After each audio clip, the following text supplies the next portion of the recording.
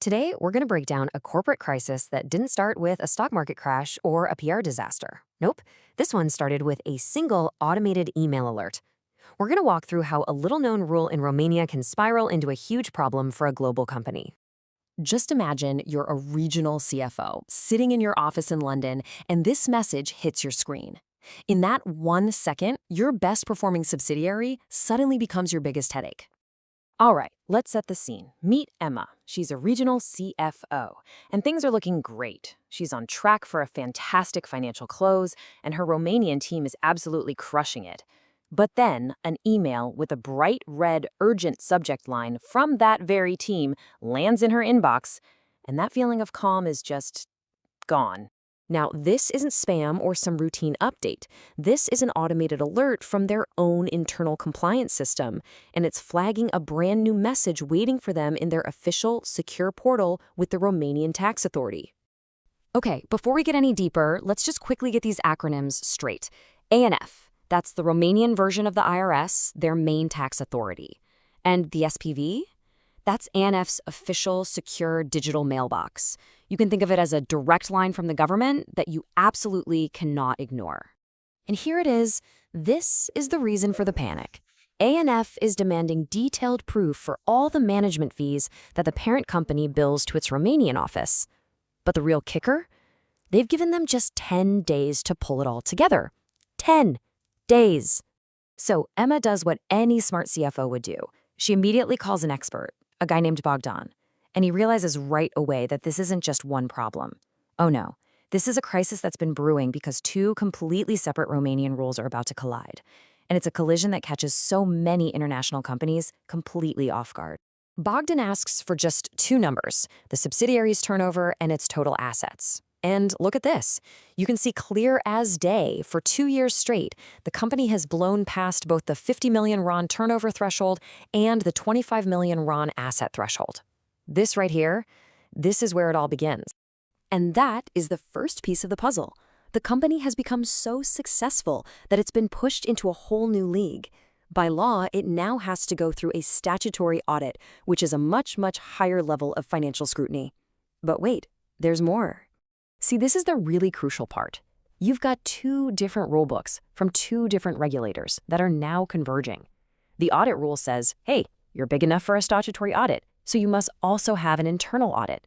Meanwhile, over in the tax world, the tax rule is putting a huge squeeze on those management fees. A compliance failure on one side is about to pour gasoline on the fire on the other side. And here's the reason this is so easy to miss. The internal audit rule isn't even enforced by the tax people, by ANF. It's enforced by a totally different body called ASPS, the regulator for the auditors themselves. So your finance team might be hyper-focused on tax rules and completely miss a major governance rule that's sitting in a different regulatory lane. Okay, so now let's talk about the consequences. Let's look at how this one little compliance slip-up blows up into a massive financial and reputational threat. This is where you see the true cost of not being prepared. First up, you've got the direct hit. There's an administrative penalty for failing to set up that mandatory internal audit, and it can go as high as 100,000 Romanian leu. But honestly, that's the least of their worries. This quote just nails it. The real danger for any big international group is the reputational damage. The regulator, ASPS, has the power to publicly post a list of companies they've sanctioned. And suddenly, you've got a bad governance headline that your global auditors, your investors, everyone sees. That sticks around for a long, long time. So you've got the fine, you've got the bad press, but then there's the direct hit to the company's wallet. And this brings us right back to those management fees that ANF was asking about in that 10-day notice. So in this company's case, headquarters charges the Romanian entity 1.2 million euros a year for management services. It's part of their 20 million euro total expense base. And right now, because they can't prove their case, that entire 1.2 million is considered at risk. And here's why. There are new tax rules coming down the pipe that could cap the deductibility of these fees at just 1% of total expenses if the company can't prove that those services provided real, tangible value. Well, 1% of 20 million is only 200,000 euros. That leaves a full 1 million euros that is suddenly non-deductible for tax purposes. So you take that 1 million euros that you can no longer deduct and you hit it with Romania's 16% corporate tax rate. For Emma's company, that's a sudden six-figure cash tax bill that appears out of nowhere. And that's before they even start talking about interest or late penalties. So the picture is pretty clear, right? A simple compliance failure has triggered a governance crisis and a major tax leak. But this is where Bogdan, the expert, lays out a clear four-step plan to not just get them through the next 10 days, but to build a rock-solid defense for the long term. The plan basically moves from pure defense to offense. Step 1, fix the problem now. Get that internal audit function set up.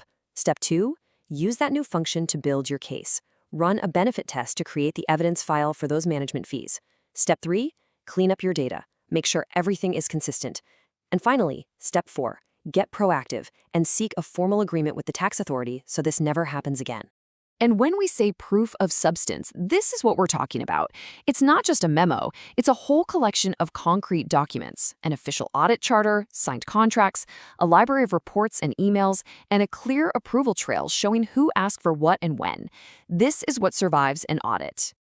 Okay, let's zoom out for a second. Emma's story is a perfect case study, but these risks are very real for a lot of international companies. So the question is, how do you know if your own organization might have a similar ticking time bomb? So here's a quick gut check for you. Ask yourself these 4 questions. Is your Romanian entity big enough for a statutory audit? Does it pay fees back to headquarters? If I asked you for your internal audit charter right now, could you produce it? And do you have a file ready to go that proves what those fees were for? If the answer to any of those is no, or even I'm not sure, you may have a hidden risk. And really, this is the main takeaway. This is not just some local Romanian issue that you can delegate and forget about. This shows how a local compliance problem can explode into a group-level governance crisis that hits your bottom line with a very real cash tax bill. Which really leaves us with one final question to think about. When you look at the complex web of global compliance, is your corporate governance framework a real shield that's protecting you from these kinds of nasty surprises? Or is it actually an open door, just waiting for the next 10-day notice to arrive?